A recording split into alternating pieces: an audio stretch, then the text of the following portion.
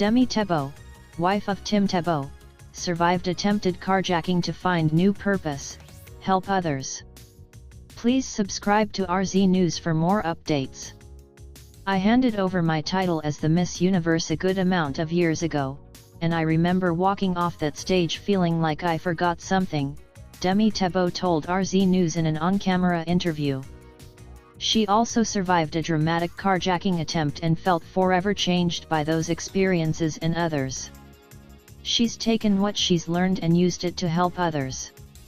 Speaking from Jacksonville, Florida, the wife of the Tim Tebow shared her focus on finding a stronger sense of personal identity amid change, uncertainty, and fear, and helping others to do the same through a new book, A Crown That Lasts. See the video at the top of this article. I left something, she said about walking off the stage that day after her Miss Universe term was complete.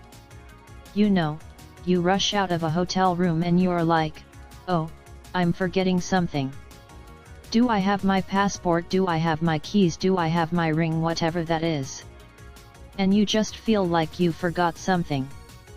She added, and I wasn't able to fully figure out what I had forgotten on that stage when I handed over my title for probably a good year or two afterward.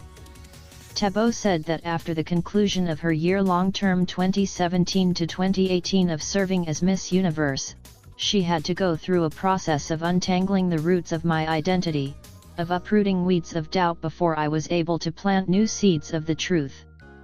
Eventually I realized that I had left my identity on that stage alongside my Miss Universe crown, because I had attached my worth, my value to the thing that I thought made me important, worthy.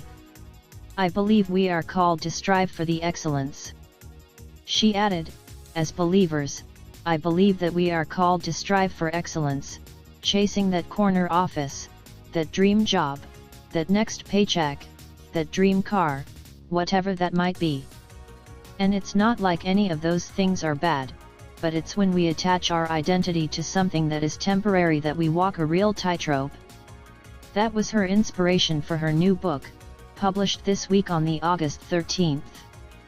My book is titled A Crown That Lasts, and while, ironically, my crown did not last, I know that I have been able, through the process that I have gone through the last couple of years, to find an identity that is rooted in not just something, but something that is eternal.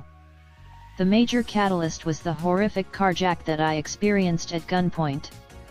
After serving as both Miss South Africa and Miss Universe, Tebow has been active as a philanthropist, entrepreneur, and speaker, particularly in her focus on helping other women understand how to handle dangerous scenarios after she survived an attempted carjacking. It's why she founded a project she calls the Unbreakable Campaign. Unbreakable was born when I wanted to really empower college students with how to look out for themselves, how to be preventative in certain situations, she told RZ News. Growing up in South Africa, unfortunately, women and children face severe amounts of domestic violence and abuse, and this has really broken my heart for women all around the world. It started in my home country, and really, the thing that serves as the major catalyst for me growing Unbreakable and wanting to reach more women around the world was the horrific carjack that I experienced at gunpoint. She shared the experience in vivid detail. Shortly after I won Miss South Africa, about 3 months later, I was on my way to an event as the official Miss South Africa. And I was stopped at a red traffic light.